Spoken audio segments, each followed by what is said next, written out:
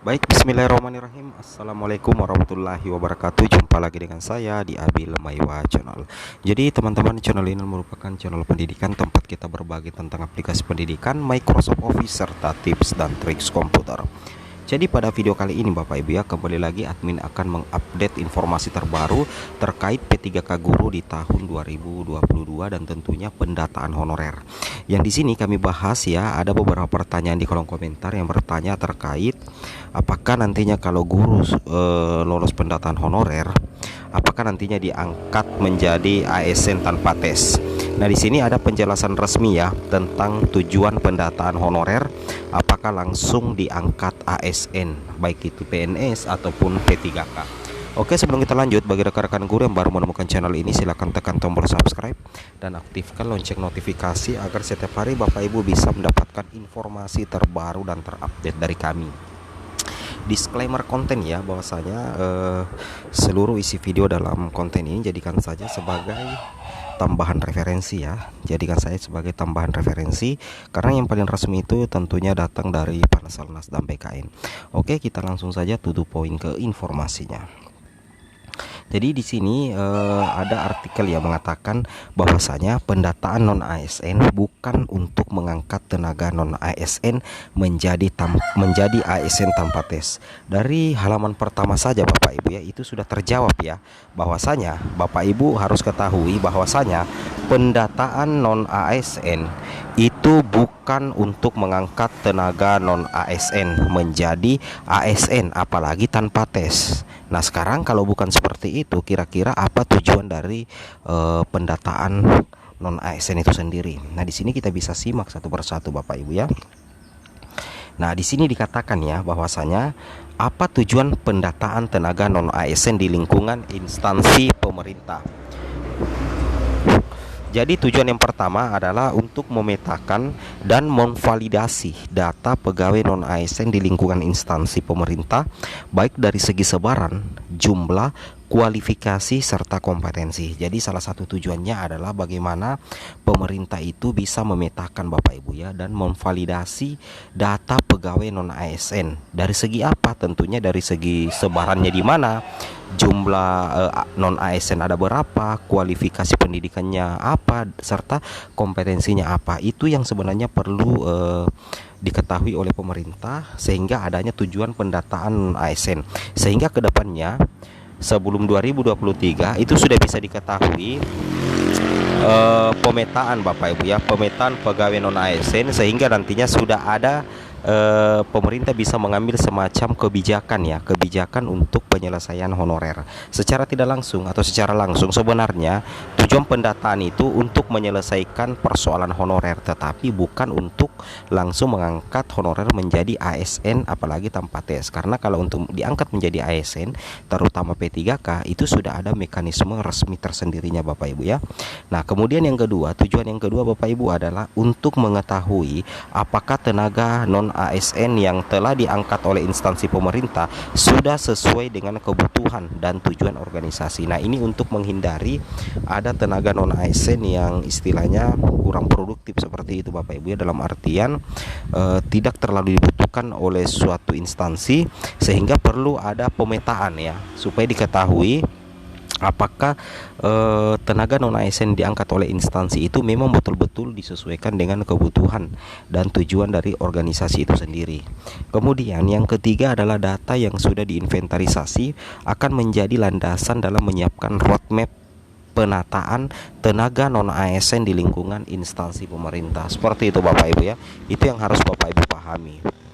Nah, kemudian di sini kita lanjut lagi Bapak Ibu ya. Kita lanjut sedikit ya. Nah, kita lanjut di sini bahwasanya alur pendataan tenaga non ASN seperti apa. Nah, untuk alurnya di sini ada 3 Bapak Ibu. Yang pertama pemetaan kebutuhan dulu. Jadi ada semacam pemetaan kebutuhan. Kemudian nantinya setelah pemetaan kebutuhan selesai, nantinya itu ada penyusunan kebijakan. Penyusunan kebijakan selesai, itu akan ada penataan dengan pengawasan pastinya Bapak Ibu sekalian ya. Nah, kemudian di sini dikatakan bahwa pejabat pembina kepegawaian PPK wajib melakukan inventarisasi data tenaga non ASN paling lambat 30 September 2022. Jadi untuk inventarisasi data tenaga non ASN itu paling lambat Bapak Ibu ya, paling lambat itu tanggal 30 September 2022. Kemudian penyampaian data pegawai non ASN harus disertai dengan SPTJM yang nantinya ditandatangani oleh PPK. Jadi untuk SPTJM itu tentunya bukan kepala sekolah yang menandatangani, tetapi ditandatangani oleh panitia pembina kepegawaian yang berwenang Bapak Ibu ya. Kemudian bagi PPK yang tidak menyampaikan data pegawai non ASN sesuai dengan ketentuan yang sudah ditetapkan, maka dianggap dan dinyatakan tidak memiliki tenaga non ASN. Ini yang penting sekali Bapak Ibu ketahui ya, bahwasanya ketika Bapak Ibu tidak dilaporkan oleh instansi, mau bagaimanapun lamanya Bapak Ibu mengabdi, maka dianggap bahwa tidak memiliki tenaga non ASN. Jadi secara otomatis itu akan merugikan banyak pihak ya, terutama honorer yang bersangkutan. Itu yang harus Bapak Ibu pahami ya. Kemudian kita lanjut lagi di sini Bapak Ibu guru sekalian ya. Nah, kemudian ada namanya aplikasi pendataan tenaga non ASN. Bapak Ibu, setelah Bapak Ibu didaftarkan oleh instansi masing-masing, maka Bapak Ibu bisa melakukan pengisian data ya, upload dokumen di https pendataan non asn bkn.co.id. Di sini Bapak Ibu akan melakukan proses pembuatan akun ya. Jadi di sini katakan pegawai yang ditunjuk sebagai admin instansi wajib melakukan registrasi dan mengunggah SK penunjukan admin pendataan. Jadi untuk admin kabupaten provinsi ini ya. Kemudian nantinya bagian Bapak Ibu ada di poin kedua dan 3. Masing-masing tenaga non ASN dapat melakukan pembuatan akun. Jadi nantinya Bapak Ibu akan melakukan proses pembuatan akun dan pendaftaran yang bertujuan untuk mengkonfirmasi keaktifan sebagai tenaga non ASN. Itu yang pertama ya. Jadi Bapak Ibu, tujuan pembuatan akun itu yang pertama untuk mengkonfirmasi keaktifan sebagai tenaga non ASN. Yang kedua adalah melengkapi penyesuaian data yang diinput oleh admin operator instansi. Sebenarnya sebagian data Bapak Ibu itu nantinya akan diisi oleh admin yang sudah ditunjuk ya.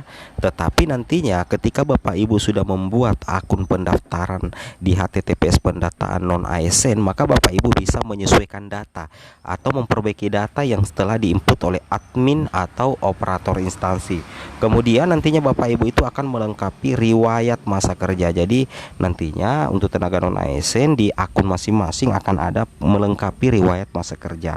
Kemudian bagi tenaga non ASN yang datanya belum terdaftar, maka dapat melaporkan kepada admin instansi pendataan non ASN untuk didaftarkan. Jadi untuk pembuatan akun, nanti Bapak Ibu bisa membuat akun pendataan apabila Bapak Ibu itu sudah terdaftar. Siapa yang mendaftarkan? Tentunya admin instansi. Kalau Bapak Ibu belum didaftarkan, segera laporkan ke admin instansi nantinya. Nah, yang jelasnya nantinya itu masing-masing Pemda kayaknya akan ada pengumuman Bapak Ibu ya terkait pembukaan pendataan non ASN ya. Itu yang harus Bapak Ibu pahami. Kemudian di sini penampilan websitenya ini ya Bapak Ibu bisa perhatikan. Ini kan telah dimulai, tetapi kalau misalkan Bapak Ibu membuat akun dan belum terdaftar, berarti Bapak Ibu itu wajib untuk didaftarkan dulu oleh masing-masing admin instansi. Oke, assalamualaikum warahmatullahi wabarakatuh.